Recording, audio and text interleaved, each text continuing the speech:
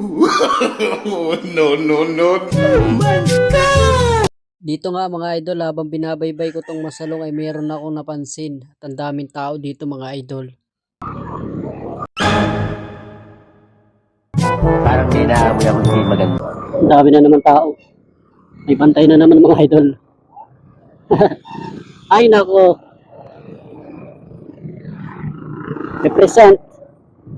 Huli talaga kayo. Ay nako mga idol.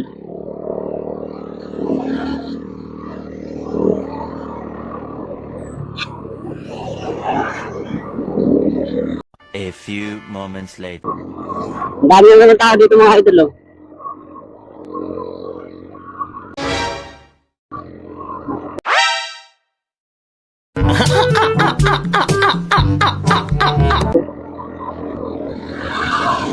Mababait naman yung mga bantay na yan mga idol. Basta mag-limit lang po kayo. Yun nga lang, kung wala talaga kayong restaurant na para kayo, ayun lang. Tapos wala pa kayong lisensya. Yun lang mga idol, kaya ano. Mag-iingat po kayo. Laking abala niyan mga idol pagka talagang wala kayong lisensya, wala kayong rehistro ng motor. Laking abala niyan sa trabaho. Naintindihan ko naman sila kasi ganyan din ako dati. Puking galag dyan. Totoo.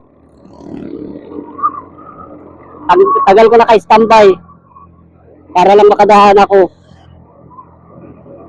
Ramdam ko rin naman yun sila. Kaya nga kumuha na ako ng lisensya eh. Tapos nagparehistro ako ng motor para sakali mamapara tayo. Ay, meron tayo may papakita, di ba?